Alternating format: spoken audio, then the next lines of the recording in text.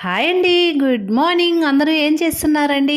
నేను ఈరోజు పిల్లలు ఎంతో ఇష్టంగా తినే విధంగా చిక్కుడుకాయ వేపుడులో రైస్ కలిపి పెట్టానండి. సూపర్‌గా ఉంటుంది. దీనికోసం ముందుగా ఒక కుక్కర్ గిన్నెలో చిక్కుడుకాయలు శుభ్రం చేసి సన్నగా కట్ చేసి పెట్టుకొని కుక్కర్ గిన్నెలో వేసుకొని అందులో పావు స్పూన్ పసుపు, రుచికి తగినంత ఉప్పు, పావు గ్లాసు వాటర్ పోసి కుక్కర్ మూత పెట్టి 3 విజిల్స్ వస్తే సరిపోతుందండి. 3 విజిల్స్ వచ్చి ఆవిరిపోయిన తర్వాత చూద్దామండి.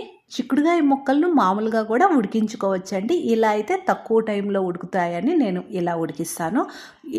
3 విజిల్స్ వచ్చి ఆవిరిపోయిన తర్వాత చూడండి చక్కగా మెత్తగా ఉడికినవి.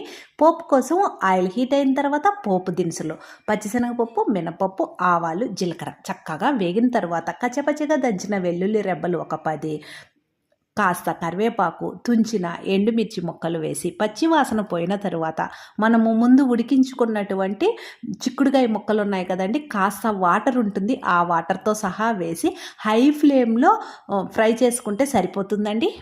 2-3 నిమిషాలు అయిన తర్వాత వాటర్ అంతా పోయి ఇలా దగ్గర పడుతుందండి. అలాంటప్పుడు పప్పుల పొడి వేసుకోవాలి. ఈ పప్పుల పొడి అనేది వేరుశెనగ పప్పులు, తినే శనగలు, ఎండు కొబ్బరి, ధనియాలు, జీలకర్ర, ఎండుమిర్చి వేసి చక్కగా వేయించి పొడి చేసి పెట్టుకుంటే ఎప్పుడు కావాలంటే అప్పుడు చక్కగా ఉపయోగించుకోవచ్చు. కాస్త పొడి ఎక్కువగా వేసుకోవాలండి.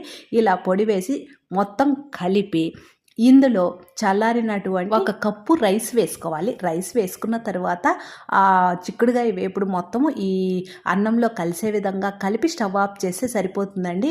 అన్నం అనేది కాస్త వేడయ్యేంత వరకు మనము ఫ్రై చేసుకోవాలి. ఇలా చేసి లంచ్ బాక్స్లో పెట్టివ్వండి, ఇష్టంగా తింటారు. ఛానల్ని ఫస్ట్ టైం చూస్తుంటే సబ్స్క్రైబ్ చేసుకోండి.